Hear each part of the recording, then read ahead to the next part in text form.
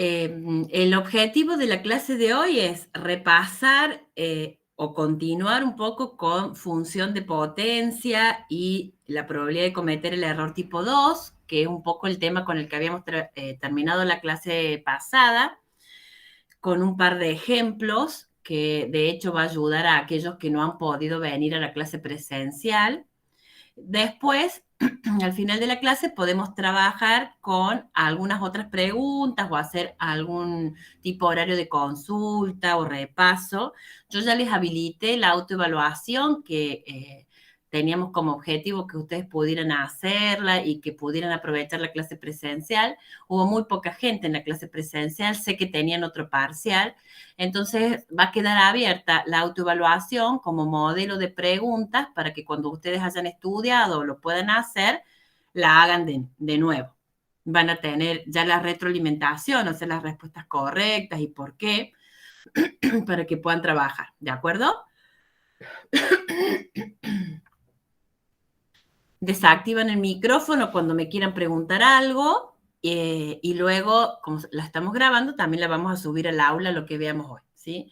Es muy importante que nos quede claro lo que vamos a ver o lo que se denomina función de potencia, que lo vamos a denotar como FP, o bien la función característica de operación, o también llamada operatoria característica, cuyas siglas son CO. Y esto consiste, habíamos dicho, en considerar el supuesto de que la hipótesis nula fuese falsa particularmente, y entonces las probabilidades de rechazar o de no rechazar esa hipótesis nula falsa tenían que ver con probabilidades que íbamos a denotar como 1 menos beta o beta. Entonces, recordemos que según el estado de la naturaleza, habíamos dicho que la hipótesis nula en uno de esos estados era que era cierta o, si no lo es, podemos decir que es falsa. Entonces, dijimos que la probabilidad de rechazarla, la hipótesis nula, dado que esa hipótesis nula es cierta, le íbamos a llamar alfa, que era conocido como el nivel de significación. Mientras que la probabilidad de no rechazarla cuando es falsa, o sea, cuando estoy en el otro estado de la naturaleza, también era la probabilidad de cometer otro error, en este caso le llamábamos error tipo 2, cuya probabilidad es beta, ¿sí? Lo que vamos a ver un poco ahora es que las probabilidades de rechazo o de no rechazo de la hipótesis nula, ya sea cierta o falsa, son los que nos van a permitir a nosotros hablar o trabajar con las funciones de potencia o con la función CO. Entonces, empecemos con esta última, con la función CO. Tiene que ver con probabilidades de no rechazo. Entonces, por un lado, nosotros ya conocemos una probabilidad de no rechazar la hipótesis nula cuando la hipótesis nula es cierta y esa probabilidad de no rechazar era el 1 menos alfa. Pero eso solo sucedía en un único caso con hipótesis nula cierta. Pero si la hipótesis nula no es cierta, es falsa, o sea, toma valores dentro de la hipótesis alternativa, podríamos tener distintas probabilidades de no rechazar esa hipótesis nula cuando es falsa, y eso se va a llamar beta. ¿Sí? En términos generales, yo puedo decir que beta de un parámetro cualquiera llamado tita será la probabilidad de no rechazar la hipótesis nula, de que tita vale un valor particular como tita sub 0, dado que esa hipótesis nula es falsa, ¿sí? Y en contrapartida, podría definir entonces ahora 1 menos beta como la probabilidad de rechazarla, esa hipótesis nula, cuando es falsa. Y lo puedo escribir entonces de esta manera, donde rechazo la hipótesis nula dado que es falsa. Y eso es 1 menos beta. Ya conocemos otra probabilidad de rechazarla, la hipótesis nula, cuando la hipótesis nula es cierta, y es este alfa que nosotros fijamos acá. Entonces, quiere decir que así como beta es probabilidad de no rechazar y 1 menos alfa también es probabilidad de no rechazar, yo podría relacionar estas probabilidades de no rechazo con distintos valores del parámetro y en ese caso estamos con la función CO.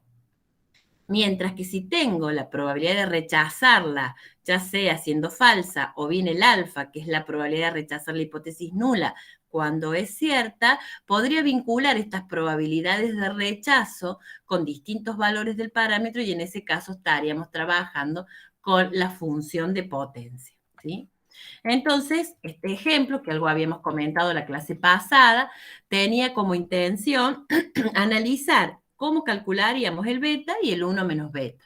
¿Sí? Por ejemplo, acá habíamos fijado una hipótesis nula de 15 kilogramos como parámetro mu, resistencia media al aplastamiento, y en la hipótesis alternativa decía que el gerente no quiere que sea menor a 15, porque si es menor a 15 va a tener algún problema. Entonces, la hipótesis nula podría decir que mu es igual a 15, o como está acá escrito, mayor o igual a 15 como complemento de la hipótesis alternativa que indica que es menor a 15. ¿Sí? Entonces, a mí lo que me interesa en realidad en esta parte no es hacer la prueba de hipótesis, tomar la muestra y decir rechazo o no rechazo la hipótesis nula. En este caso en particular, planteamos la prueba de hipótesis, decidimos o identificamos que es una prueba, en este caso lateral izquierda, y lo que nos va a interesar a nosotros es calcular el punto crítico que nos va a permitir delimitar zonas de rechazo y no rechazo, o sea, establecer la regla de decisión. Esto lo hago partiendo de la función que sea la adecuada en este caso, ¿sí? Fíjense que yo acá tengo varianza conocida porque la desviación estándar es de 1,5, tengo un tamaño de muestra de 36, ¿sí? Entonces, aunque no diga que la población sea normal, como el n es mayor que 30 y la varianza es conocida, yo aplico la función h que tiene distribución normal. De esa función, que es esa que decía que z es igual a x barra menos mu sobre sigma sobre raíz de n, lo que voy a despejar es la x barra con este asterisco porque lo voy a despejar como un punto teórico o un punto crítico.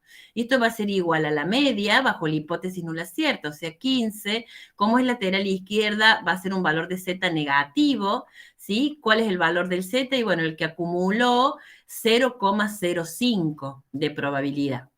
¿Sí? Está bien a la izquierda.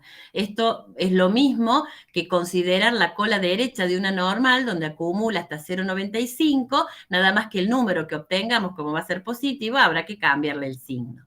Por eso es menos 1,645. Por sigma, que lo tengo acá como dato, sobre la raíz de 36, acá lo tengo como dato el 36. Este punto crítico de 14,59 me permite decir que todos los valores de la media que sean mayores o iguales a 14,59 serán que pertenecen a la zona de no rechazo. Y todos los valores de la media menores al punto crítico será que pertenece a la zona de rechazo y tomaremos la conclusión que corresponde. ¿Sí? O sea, de esta expresión, ¿sí? Despejando el x barra crítico, hemos hecho la cuenta, y cuando la muestra nos proporciona el verdadero valor de la x barra, rechazo o no rechazo la hipótesis nula. No me interesa por ahora terminar con esa conclusión. No tengo ese dato de la x barra. Lo que el ejercicio me va a seguir proponiendo es que yo interprete qué sucedería si la mu no fuese 15 según la hipótesis nula, ¿no? Entonces, si la mu fuera 15, estoy en hipótesis nula cierta. Es lo que dice la hipótesis nula. Por lo tanto, si miro este grafiquito, tengo que estar centrada en 15, mi distribución normal. El punto que tengo acá marcado es el 14,59, ¿era? Sí, 14,59, que es el punto crítico que calculamos. Por lo tanto, hacia la izquierda tengo zona de rechazo, hacia la derecha zona de no rechazo. Y esta probabilidad de la izquierda es lo que hemos llamado alfa o el nivel de significación. Y lo que tengo a la derecha será el 1 menos alfa. O sea, probabilidad de rechazo y no rechazo bajo el supuesto de la hipótesis nula cierta. Si ahora considero un valor del parámetro dentro de la hipótesis alternativa, voy a tener que plantear un valor menor a 15, un valor el que yo quiera, menor a 15. En este caso vemos como ejemplo el 14,09. Entonces estoy ante otra distribución. Está centrada en 14,09 ahora. Fíjense que si esto está en la misma escala, está un poco más a la izquierda, ¿sí? De lo que teníamos acá. El punto crítico sigue siendo el mismo para delimitar zonas de rechazo hacia la izquierda y de no rechazo a la derecha. Por lo tanto, ahora la zona de la izquierda, que es la probabilidad de rechazar una hipótesis nula cuando esta es falsa, es 1 menos beta. Y a la derecha vamos a tener entonces el beta, que es la probabilidad de no rechazarla, dado que es falsa. Entonces yo puedo encontrar estas probabilidades calculando por la normal, como ya lo sabemos hacer y lo aprendimos a hacer en estadística 1. Entonces puedo calcular 1 menos beta, por ejemplo, como la probabilidad de que la X barra sea menor al 14,59. ¿Sí? Estandarizo ese 14,59, atención, que para estandarizarlo yo debo tomar la media, la nueva media, la que hemos planteado en este ejemplo. O sea, ya no puedo usar 15, ¿sí? No puedo utilizar si la tuviese a la media muestral, no, es el valor del parámetro que yo creo que sería el valor que quiero considerar para poder calcular estas probabilidades de rechazo y no rechazo de una hipótesis nula no cierta. ¿Sí? Por eso está estandarizado en términos de esa nueva media. Y divido sigma sobre raíz de n, que en este caso da 0,25, y entonces puedo calcular el 1 menos beta como la probabilidad menor a esto, o el beta como la probabilidad que sea mayor a esto, ¿sí? Eso se calcula, como ustedes ya saben, y encuentran dos probabilidades que se complementan, ¿sí? Que la suma de esas probabilidades es igual a 1.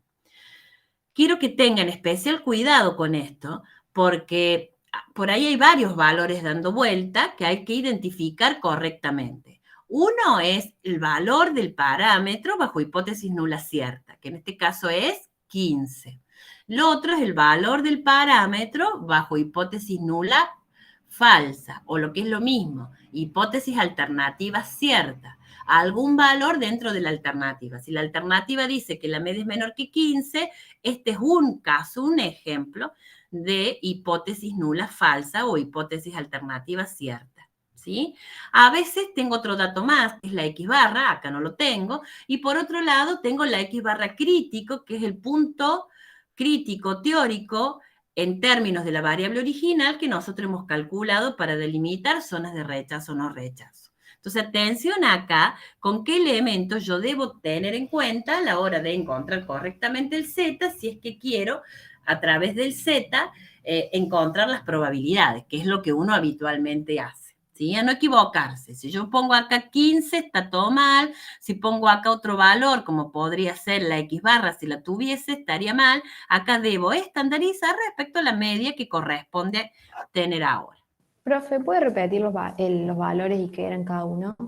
Sí, los valores son, tengo por un lado 15, que es el valor del parámetro bajo la hipótesis nula cierta. ¿Sí? Luego tengo otro valor del parámetro bajo el supuesto de hipótesis nula falsa, o lo que es lo mismo, hipótesis alternativa cierta. Por lo tanto, algún valor menor a 15. Acá hemos impuesto que sea 14,09, pero ya vamos a ver que puede ser otro valor. ¿Sí? ¿Qué otro valor puede estar dando vuelta? Y la media muestral podría decirme acá que cuando se toma una muestra de 36, X barra dio tanto. Acá no está, pero podría estar. ¿Sí? Y luego el punto crítico, que es el que hemos calculado, para poder delimitar zonas de aceptación y de rechazo. ¿Sí? Entonces, atención, por eso me interesa mucho por ahí que hagamos estos dibujitos hasta que aprendamos o identifiquemos bien los valores. Este ya es el habitual o el común, el que delimita el alfa, donde tengo el valor crítico y entonces zonas de rechazo y no rechazo según el tipo de prueba de hipótesis. Acá era lateral izquierda. Si es lateral derecha, tendré un pedacito por acá. Si es bilateral, la tendré dividida en dos colas. Pero cuando vayamos cambiando el valor, eso se hace para que podamos calcular la potencia y sacar algunas conclusiones. Atención que ya la distribución ha cambiado. Por eso no hablo más de alfa ni de 1 menos alfa en este caso. Porque no estoy bajo una media de 15, que es la hipótesis nula cierta. Estoy bajo una media diferente según lo fijado en la hipótesis alternativa. ¿Sí? ¿Se entendió?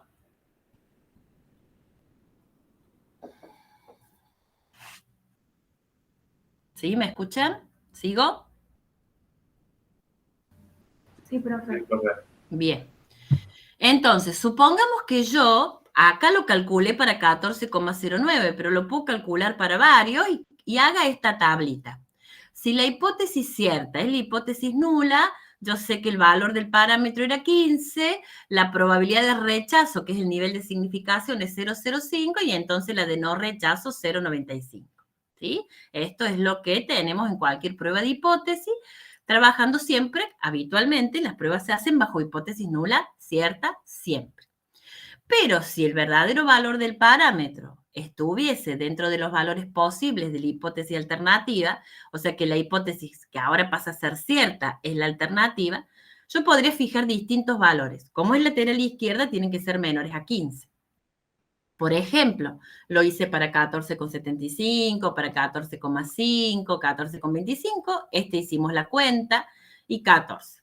Y de la misma manera, yo podría generar todos los grafiquitos donde el punto crítico es siempre el mismo, ese 14,59, y en función del verdadero valor del parámetro donde está ubicado, yo voy a tener el beta y el 1 menos beta para poder encontrar las probabilidades. ¿Sí? Y hago las cuentas, o sea, calculo las probabilidades, como ustedes ya saben, a través de la norma, o sea, como haríamos acá, ¿sí? Entonces, por ahí ustedes van a tener los datos, ¿sí? Para poder buscar esos valores de probabilidad, pero si tuviesen la aplicación, lo pueden hacer directamente. Es más, si tenemos la aplicación en la mano, ni siquiera hace falta estandarizar, ¿sí? Sabiendo que la esperanza es 14,09, que la varianza o el error estándar es 0,25, que es sigma sobre raíz de n, ponen el valor crítico 14,59 y le piden que sean los menores y da el 1 menos beta directamente. O que sean los mayores y da el beta directamente. O sea, calculamos las probabilidades como ya sabemos. Esto, digamos, está realizado en esta tabla. ¿Por qué lo hacemos así con más valores? Y para poder construir ambas funciones, ¿sí? Entonces yo tengo a la función de potencia que relaciona los diferentes valores del parámetro, ¿sí? Yo acá en este eje voy a tener a 14, voy a tener por acá el 14,09, el 14,25, etcétera, hasta el 15, y voy a tener en el eje de las ordenadas las probabilidades de rechazo, ¿sí? Recuerden que se llaman alfa en este único caso y 1 menos beta en todos los otros casos. Entonces, para la media de 15, el valor, digamos, la probabilidad de rechazo alfa es 0,05, o sea que está acá pegadita, digamos, al 0. Y a medida que voy graficando, en 14,75, que va a estar por acá, 14,75, es 0,26. Entonces voy armando el gráfico con la columna esta, la primera, digamos, y la tercera, ¿sí? Lo mismo puedo hacer para hacer la gráfica de la curva característica de operación. Distintos valores del parámetro ahora se relacionan con probabilidades de no rechazo. Recuerden que las probabilidades de no rechazo se llaman 1 menos alfa en este único caso, todos los demás se llaman beta, porque se refiere a valores del parámetro dentro de la hipótesis alternativa. Entonces, para 15 yo voy a tener el valor más alto, el 1 menos alfa, que es 0,95, y para los otros valores voy haciendo la gráfica y esa es la forma. Acá era lateral izquierda. Si uno lo hiciera para lateral derecha, van a encontrar que tiene el comportamiento exactamente al revés. Y si fuese bilateral, van a ver que tiene como un pedazo que crece por la parte que es de valores mayores, un pedazo que decrece. Es como que va a tener, ya lo vamos a ver, una especie de dibujo que sube y baja, digamos, o baja y sube, porque consideramos que hay dos zonas de rechazo, ¿sí? O sea, la zona de rechazo no es que sean dos, sino que la zona de rechazo se divide en dos partes, en la cola izquierda y en la cola derecha. Primera conclusión importante que me interesa que saquemos en este caso. Fíjense qué sucede mientras yo más me alejo del valor del parámetro bajo supuesto de hipótesis nula cierta. Que más me alejo quiere decir que hay más diferencia respecto del 15. Acá hay una diferencia de 0,25, acá de 0,50, acá de un punto.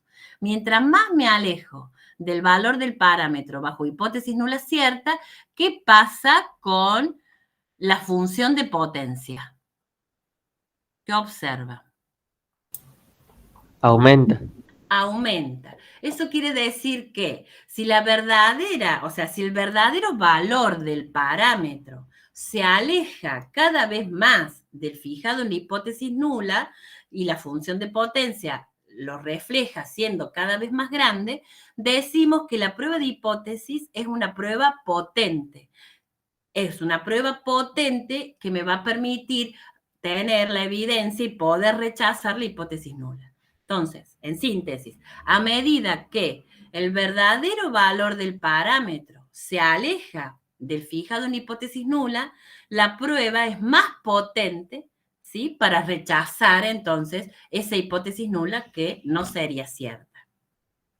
¿Estamos hasta acá? Sí, profe. Bien. Ahora les voy a hacer alguna variante. Vamos a suponer con estos mismos datos de la resistencia media y demás que el enunciado dijera que debe ser la resistencia media de alguna manera mantenerse en 15, ¿sí? Porque si es más grande, la resistencia también puede traer problemas y si es menor la resistencia, menor a 15, la resistencia promedio tampoco serviría, ¿sí? Vamos a suponer que hacemos un cambio de enunciado para transformar esa prueba lateral izquierda en una prueba bilateral y poder ver esto de la función de potencia y la característica de operación en una prueba bilateral. Entonces, las hipótesis son estas. Ahora bien, si yo tengo una hipótesis bilateral, una prueba de hipótesis bilateral, voy a tener dos puntos críticos, ¿sí? Imagínense que acá yo tuviera el dibujito de la normal, voy a tener el alfa dividido en la cola izquierda y el alfa dividido en la cola derecha. Por lo tanto, voy a tener dos puntos críticos, ¿sí? Le voy a llamar X barra crítico sub 1 y X barra crítico sub 2. ¿Sí? De despejar esa barra, esas X barra, tengo que es mu sub 0 o el valor de la media bajo la hipótesis nula cierta, tendré los valores de z, que para el de la izquierda será negativo y el de la derecha positivo. Recuerden que el alfa era del 0,05, por lo tanto voy a tener 0,025 en la cola izquierda y 0,025 en la cola derecha, ¿sí? Por lo tanto, el valor que acumula ese valor del 0,025 va a ser negativo 1,96 y el que acumula esa cola más la parte central, o sea, el 0,975, será positivo 1,96. Sigma y raíz de n, lo mismo. Obtengo dos puntos críticos, uno es 14,51 y el otro es 15,49. Estos puntos críticos tienen el objetivo de permitirme decidir, o mejor dicho, primero decir cuál es la zona de rechazo y no rechazo para luego, según el valor real de la X barra, tomar la decisión de rechazar o no la hipótesis nula.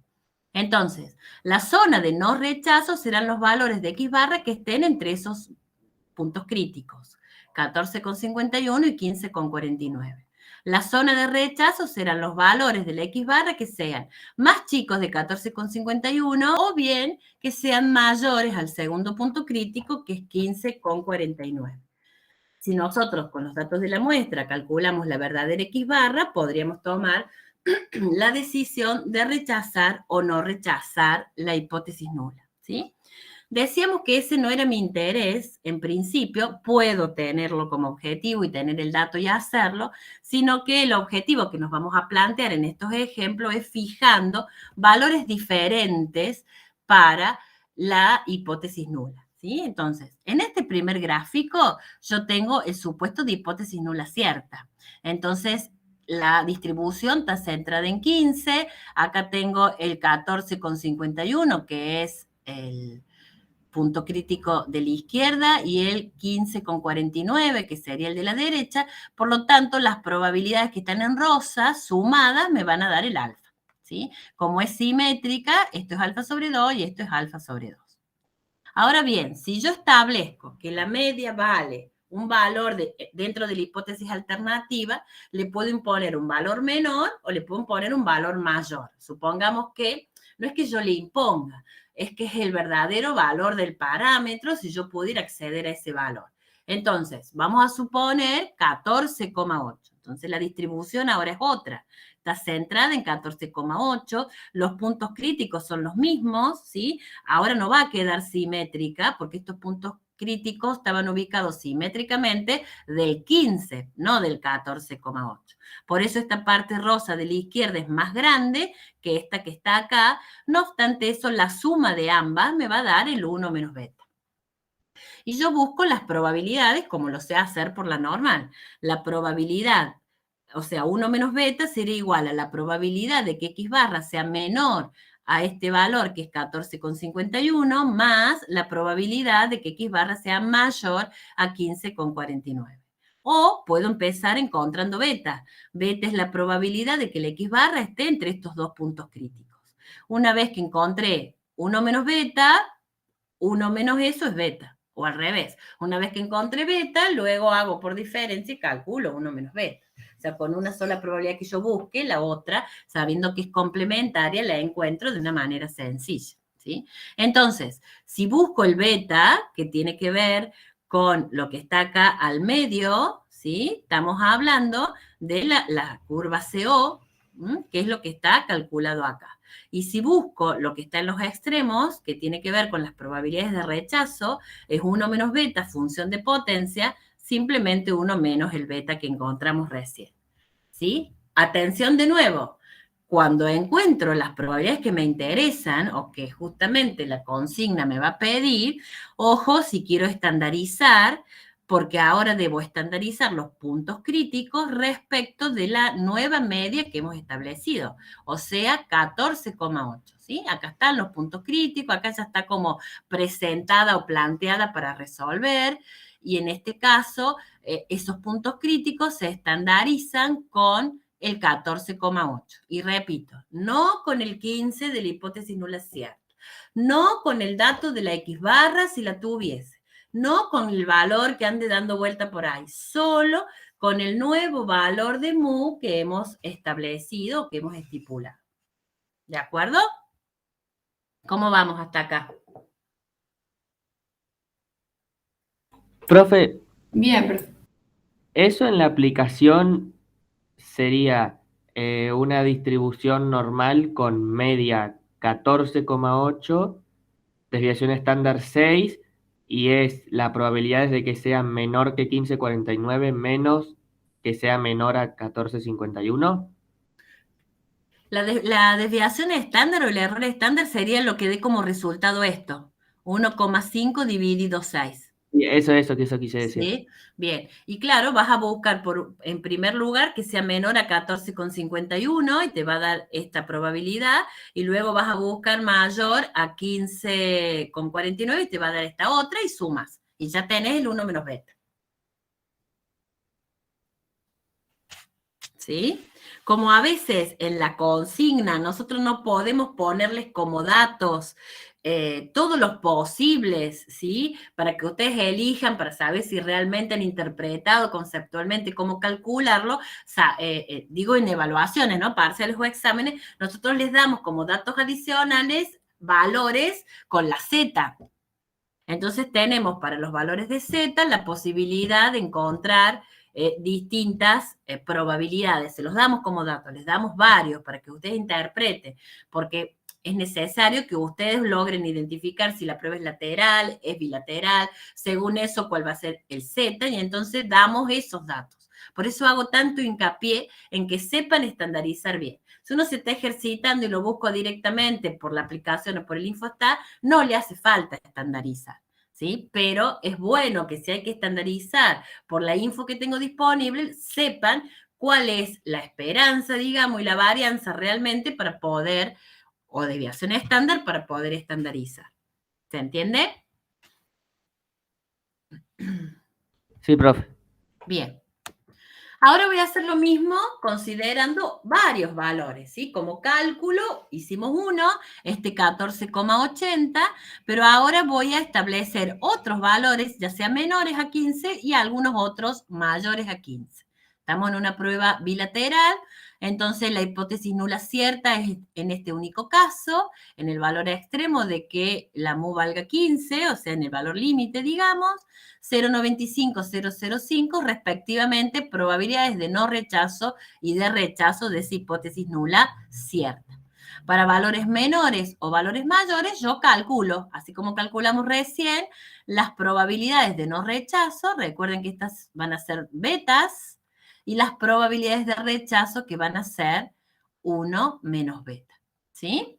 Cuando hago esto, puedo graficar, y es lo que les decía, cuando era lateral izquierda, me había quedado este pedacito nomás de la función, ¿sí? Cuando es lateral derecho, hubiese quedado este pedacito nada más. Como es bilateral, voy a tener los valores menores a 15 y los valores mayores a 15. En 15, solo en 15, la probabilidad se llama alfa, porque es la probabilidad de rechazar la hipótesis nula cierta. Para los valores menores a 15 o mayores a 15, esa probabilidad de rechazo se llama 1 menos beta y estamos graficando la función de potencia. Con el mismo sentido, para cuando era lateral izquierda teníamos este pedacito. Si era lateral derecho hubiéramos tenido este otro. Como acá es bilateral, voy a tener las dos partes, donde 15 queda al medio, que es el valor de más alta probabilidad. En este caso es el único punto en que la probabilidad se llama 1 menos alfa. En todos los restantes valores del parámetro, menores o mayores a 15, esa probabilidad se va a llamar beta. Y de esta manera podemos hacer estas gráficas, ¿de acuerdo? Vamos a sacar una conclusión importante. Lo que les pongo en esta tabla, toda esta primera columna, digamos, es similar a lo que hemos hecho acá, ¿sí? O sea, vamos a suponer que la hipótesis nula cierta es la misma, 15, pero lo que voy a hacer es considerar solo la función de potencia. Si la prueba es bilateral, acá la probabilidad de rechazo se llamaba alfa y es 0,05, y yo puedo calcular entonces para diferentes valores menores o mayores el 1 menos beta, ¿sí? Recuerden que la función de potencia se va a llamar 1 menos beta en la mayoría de los casos, excepto en la hipótesis nula cierta, que es alfa, ¿sí? Entonces, lo que yo tengo acá son todas probabilidades de rechazo. Para valores menores de la hipótesis nula lo calculo, para hipótesis mayores lo calculo. ¿Qué le agregué en esta columna? Voy a suponer que fuese solo lateral izquierda la prueba y que calculo para estos valores, que teníamos hecho algunos, la función de potencia, ¿sí? Entonces, la hipótesis nula es la misma, mu igual a 15. El alfa es el mismo en los dos, pero fíjense si yo comparara estas dos columnas. La función de potencia, cuando la prueba es bilateral, ¿cómo es respecto a la función de potencia cuando la prueba es lateral? En este caso, lateral izquierda. ¿Coincide? ¿Es más chica? ¿Es más grande? ¿Qué observan? Es más chica.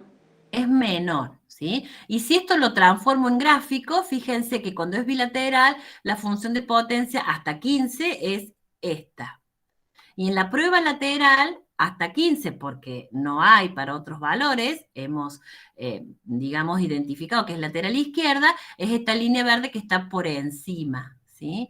Entonces, siempre la función de potencia es más grande cuando la prueba es lateral que si tuviera los mismos datos, pero con una prueba bilateral.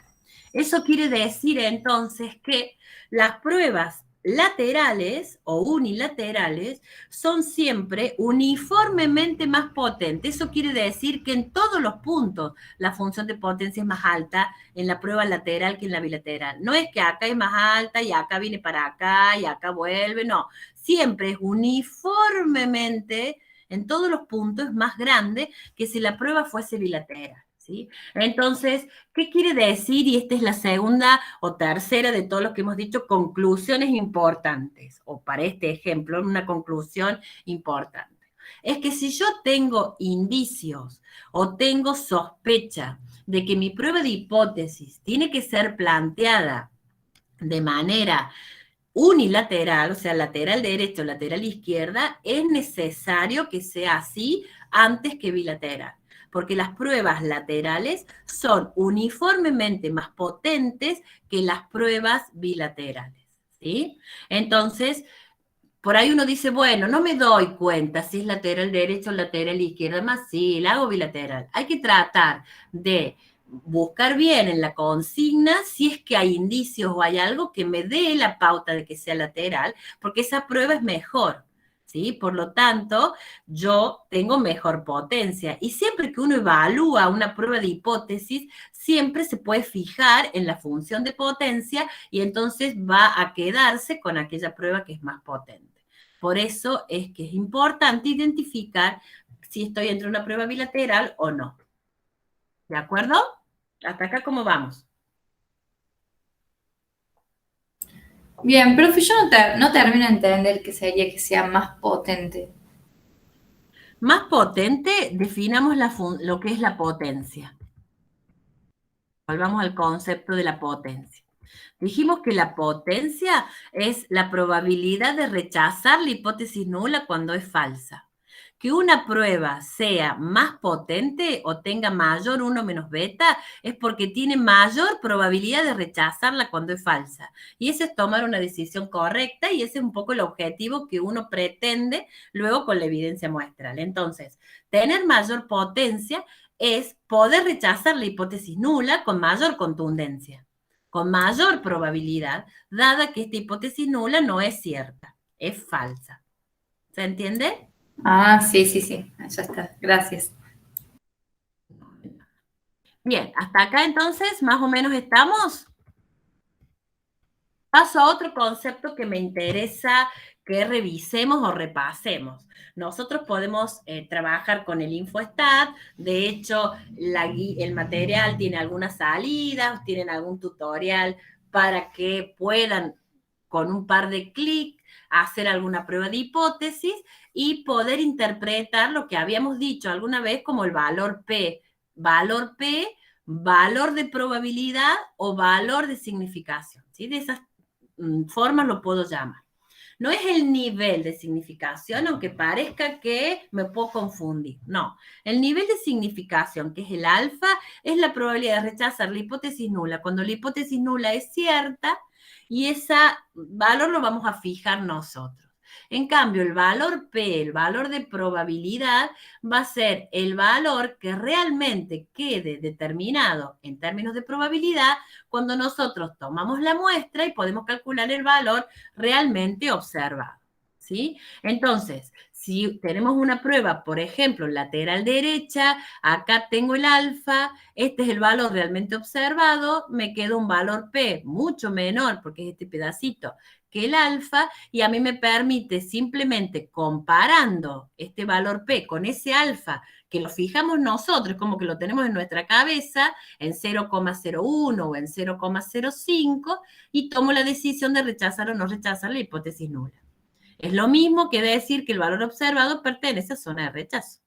Si este valor observado hubiera estado por acá, este P, todo lo que está a la derecha, hubiera sido más grande que el alfa, y entonces yo digo que este valor cayó en zona de no rechazo la hipótesis nula. ¿Sí? Entonces, esto tiene que ver con lo que se suele llamar medida de discrepancia, ¿sí? Como que la medida de discrepancia tiene que ver con el valor realmente observado que nosotros calculamos, ¿sí? Porque este es el valor estimado por la muestra, este es el parámetro bajo la hipótesis nula, esta es la desviación estándar de ese estimador, y entonces yo puedo identificar ese valor de discrepancia teniendo en cuenta esto que teóricamente está escrito acá, gráficamente es lo que podemos tener acá, ¿sí? Que es lo que me permite rechazar o no la hipótesis nula. Si yo puedo obtener una discrepancia mayor o igual a la que he observado, entonces quiere decir, si hubiera estado acá el Z observado, ¿sí? Igual o acá, que es mayor, entonces esa discrepancia mayor o igual me está indicando de alguna manera que yo no rechazo la hipótesis nula. Si esa medida de discrepancia hubiera estado acá, o tendría que ver con ubicar el valor observado en la zona de rechazo, digamos, yo voy a rechazar la hipótesis nula. ¿Sí? A lo mejor conceptualmente o con notación se complica un poco. Lo que quiero es que me quede bien en claro, es que yo puedo calcular, que no lo vamos a hacer, porque si a nosotros ese dato se nos va a dar, digamos, cuando hagamos la prueba, o sea, va a ser el resultado de la salida de haber procesado, simplemente observando este valor P, yo puedo comparar con alfa y decir rechazo o no rechazo la hipótesis nula, ¿sí? Entonces, directamente, si la prueba es lateral o bilateral, el P lo voy a tener. Entonces, con ese P, yo voy a rechazar o no rechazar la hipótesis nula, ¿sí? Entonces, tenerlo en cuenta porque puedo tener la posibilidad de calcular el punto crítico, el observado y compararlo, que es como hemos venido trabajando, o directamente podría tener ya la resolución y entonces interpretando que este valor P es menor o mayor que el alfa, tomar la decisión. ¿Sí? ¿Más o menos? Sí, se entiende, profe. Bien. Muy bien. Bueno, y eso que dice al final es esto, ¿no? Comparar el P con el alfa para tomar o no tomar la decisión, ¿sí? Correcta de rechazar o no rechazar la hipótesis nula. Bien, como último, digamos, tema dentro de esta unidad 4 es tratar de relacionar las pruebas de hipótesis con la estimación por intervalos, porque nosotros vimos como dos herramientas de inferencia. Uno estimábamos los parámetros desconocidos y en el otro es, teniendo alguna información del parámetro, hacíamos una prueba de hipótesis para rechazar el parámetro de la hipótesis nula porque había alguna sospecha de que algo ha cambiado o está funcionando de manera diferente. ¿Sí? Entonces, con un ejemplo vamos a hacer esta vinculación. Vamos a suponer que tengo como datos un valor mu sub 0, que sería un valor del parámetro poblacional. Este va a ser el valor que iría en una hipótesis nula, 25. Tengo datos de una muestra que he seleccionado, cuya media es 27,2. La población de donde he sacado los datos es normal. La desviación estándar muestral también está calculada, 10,611. N15, o sea, una muestra de tamaño 15. Tengo el nivel de significación, que es el 0,05. Y luego tengo un valor crítico, T, de la distribución T de Student con n-1 grados de libertad, que es 15 menos 1, y tengo el valor positivo o negativo, ¿sí? Con lo cual me estaría indicando que este alfa podría estar dividido en los dos extremos, o lo que es lo mismo que el 1 menos alfa, que es 0,95, está en el área central. Ese valor de T, entonces, es, como la T es simétrica, es el mismo valor cambiado de signo, el 2,145. ¿Sí? ¿Por qué me dan como dato T? Y bueno, porque si bien la población es normal, vean que la varianza poblacional no la tengo. Entonces la supongo que es desconocida y la función que tendría que utilizar tanto para una estimación por intervalo como para una prueba de hipótesis va a tener distribución T con n-1 grados de libertad. Esos son los datos con los que dispongo. Bien, si estoy haciendo una prueba de hipótesis, podría presentar las hipótesis de esta manera. Una hipótesis nula que diga que mu es 25 versus la alternativa de que mu sea diferente a 25. La función h, la que me va a permitir calcular el valor observado, o sea, la que fija de alguna manera el criterio de la prueba para luego, comparado con el punto crítico, rechazar o no, tiene esta estructura. ¿Sí? La X barra, acá la conozco, el mu sub 0 es el 25, el S, que acá está, sobre la raíz de n, y sabemos que esto tiene distribución T. ¿Sí? Nada diferente a lo que ya conocemos si hacemos la prueba de hipótesis. Si yo hubiera hecho el intervalo de confianza, la función es exactamente la misma. Difiere en que este mu no tiene un valor particular, porque para estimar yo parto del supuesto de que lo desconozco, ¿sí? Entonces, esto es lo que voy a despejar de esta estructura. Esto va a ser X barra, más o menos, en este caso menos para el límite inferior, más para el límite superior, que es poner el valor del T para n-1 grado de libertad, que acumula cada una de las probabilidades que corresponda por el desvío estándar, que es S sobre raíz de n. ¿Sí? Esta es la probabilidad de que el parámetro se encuentre entre estas dos expresiones. Primero hablaré de una probabilidad igual a 1 menos alfa, y cuando tomo los datos de la muestra y hago las cuentas correspondientes, esta probabilidad deja de ser tal y se transformaba en el nivel de confianza. Tengo un nivel de confianza del 1 menos alfa por ciento, que el intervalo construido de esta manera contiene el verdadero valor del parámetro. ¿Sí? Fíjense entonces ya cómo están vinculadas en el sentido que hemos usado la misma expresión, en un caso qué es lo que hemos necesitado despejar o calcular, en otro caso hemos despejado a mu. Siguiendo con la prueba de hipótesis, yo sé que alfa me va a permitir este nivel de significación del 0,05 delimitar zonas o regiones de rechazo y no rechazo. Entonces, si el valor de ese t es mayor a 2,145 positivo o menor al 2,145, acá puede ser mayor igual o menor igual. El igual en cada una de las regiones por ahí va a depender del problema en cuestión. Se suele poner más bien el igual en las zonas de no rechazo porque se suele ser más conservador. O sea, tratar de rechazar cuando realmente pertenece a la zona de rechazo. Si justo cae en el límite y bueno, no tengo tantos indicios para rechazarlo, puedo no rechazar la hipótesis. Pero no obstante, lo puedo expresar de esta manera. Está en valor absoluto el t, por eso lo he escrito de esta forma. Indica los valores de los extremos, ¿sí? Que está bien porque ahí tengo los alfa divididos, digamos, en esta zona de rechazo. Calculo el valor observado, fíjense que es la X barra, estaba como dato, el 25 es la media bajo la hipótesis nula, S sobre raíz de n, hago las cuentas, 0,80. ¿Qué me dicen ustedes? Este es 0,80, comparado al punto crítico, 2,145.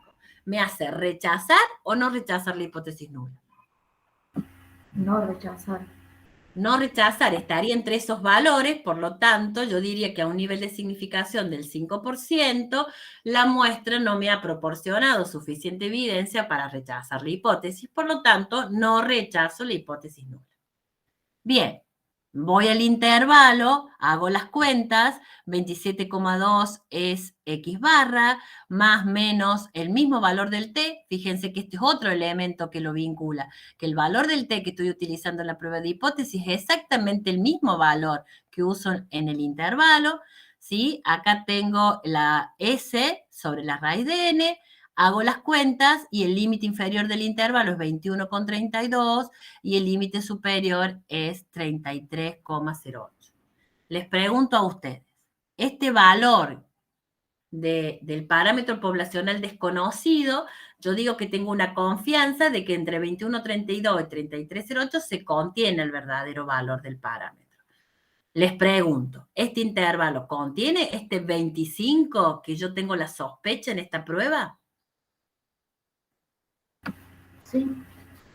Contiene, ¿sí? Así como digo que el 95% de confianza de que estos límites contienen al parámetro, también puedo decir que tengo de 100 intervalos 95 que contienen el valor del parámetro.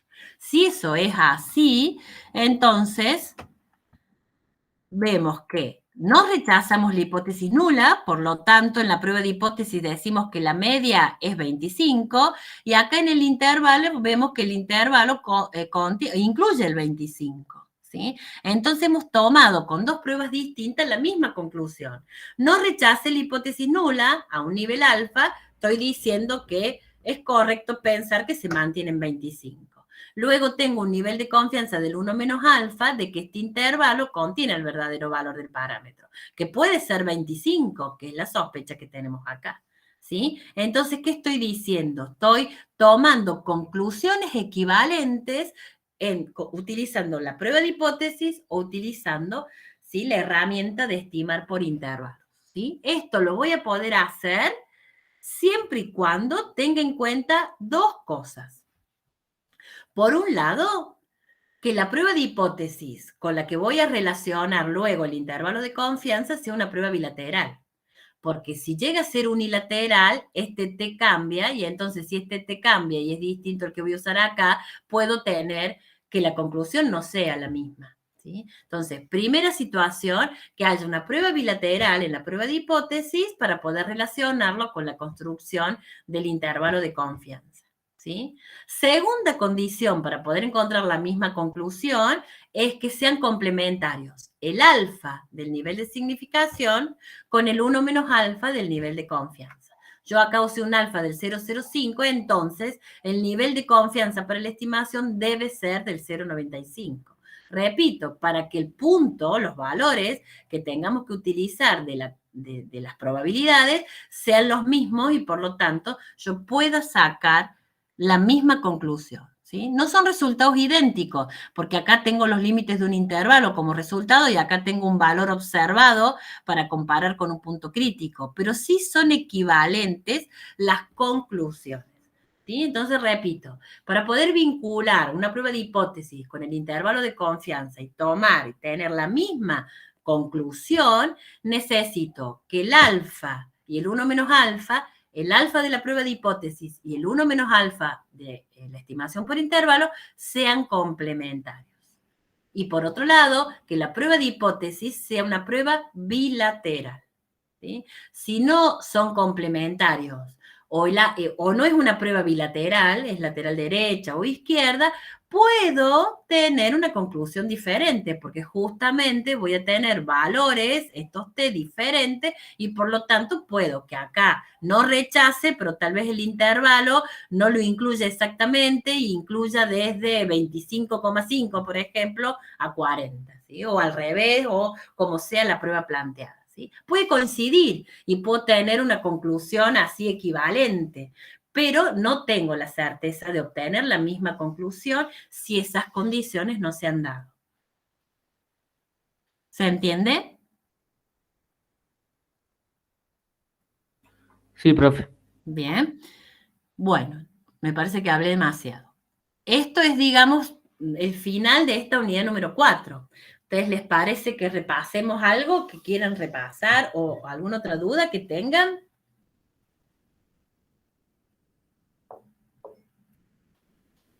Profe, en el parcial, ¿qué herramientas vamos a poder utilizar? Por ejemplo, la aplicación y eso. No va a hacer falta. Nosotros les vamos a poner un cuadrito de datos adicionales con 3 o 4 probabilidades para que ustedes identifiquen la que es correcta y hagan las cuentas. Van a poder tener una calculadora para hacer las cuentas y van a poder tener un papel con una lapicera si por ahí les parece que lo tienen que escribir primero antes de hacer el cálculo y demás. Esos elementos, como los tendrían en un parcial presencial, los van a tener.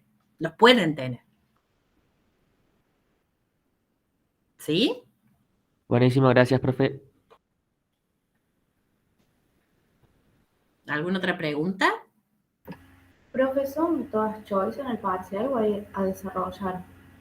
A desarrollar probablemente si hay va a ser muy poco, tal vez 1 o 2, pero a desarrollar en cuanto a justificar. Lo que más va a haber es algunas choice y para que ustedes calculen y completen. De esas va a haber más. O sea, que hagan las cuentas y completen, digamos, el valor correcto en función de lo que dice la consigna. ¿De acuerdo? Sí, profe. Profe, Sí. a mí como me cuesta darme cuenta cómo plantear la hipótesis nula y la alternativa, a veces. Sí, la hipótesis nula es como la hipótesis que uno ya conoce, que uno ya sabe. El problema va a decir algo de que, no sé, la resistencia media debería ser de 15 o que la edad promedio de los estudiantes del curso está en 20. O sea, va a dar una información de por ahí lo que viene pasando, lo que se viene dando. Y en la hipótesis alternativa es como lo nuevo, lo que ha surgido, lo que opina alguien que podría hacernos rechazar o refutar esa hipótesis. Entonces, a lo mejor es un nuevo método, una nueva partida de bienes, donde la resistencia parece que es menor o que es mayor, y entonces eso quiero probar, y eso me va a ayudar a fijar la hipótesis alternativa. ¿Sí? Por lo general va a haber un gerente o va a haber alguien, según el problema, que va a decir, bueno, quiero ver, para probar esto y ver, quedarme con la nula tal cual viene siendo, o bien, dado que parece que puede haber un cambio, tomo la muestra y tomo la decisión. Ese va a ser más o menos el criterio o lo que uno va a tener en cuenta, ¿sí? Como por ahí vas a tener el dato o la información para calcular el estadístico muestral, ¿sí? Eso, además de la consigna, también te puede ayudar, porque si tu X barra, por ejemplo, es un poco más grande que la mu que fijaste en la hipótesis nula, relee el problema y fíjate, si ya la muestra está dando alguna evidencia de que es un poquito más grande, bueno, a ver cómo decía el problema. Ah, claro, justamente esta persona dice que es muy probable que ahora la media, la mu, haya aumentado o haya cambiado. Si no dice que ha aumentado y te dice simplemente que se ha producido algún cambio o que esto no es así, es como que es la más fácil porque planteas una prueba bilateral. Perfecto, profe, gracias. ¿Sí? Bien. ¿Qué otra pregunta?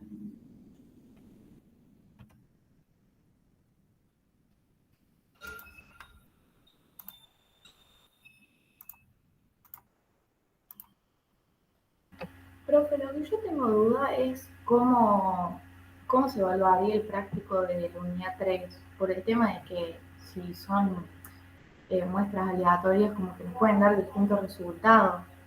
Claro, no vas a seleccionar una muestra, a la muestra te la vamos a dar nosotros. Entonces, con la muestra que nosotros te damos o con alguna información, vos podrías completar algún cálculo, podrías calcular el tamaño de muestra con alguna fijación, podrías calcular, a lo mejor tenés información y puedes calcular la varianza de X barra con un aleatorio simple y con un estratificado y sacar la conclusión. O sea, lo que nosotros te vamos a dar va a tener que tener respuesta única. ¿Sí? No hay otra manera de evaluarlo para que pueda el sistema o podamos nosotros corregirlo. O sea, nunca vas a tomar vos una muestra. Te la vamos a dar nosotros, te vamos a dar algunos datos para que ustedes puedan, digamos, hacer algo, lo que falte y que les permita contestar. ¿Sí? También puede haber verdaderos y falsos. ¿Sí? También puede haber pequeños casitos. Y en las alternativas ver cuál sería por ahí el mejor tratamiento, para lo cual, sabiendo qué tipos de muestreo tenemos, probabilístico, no probabilístico, dentro del probabilístico los métodos o los distintos tipos, para que vos puedas fundamentar por qué harías ese o por qué harías otro método.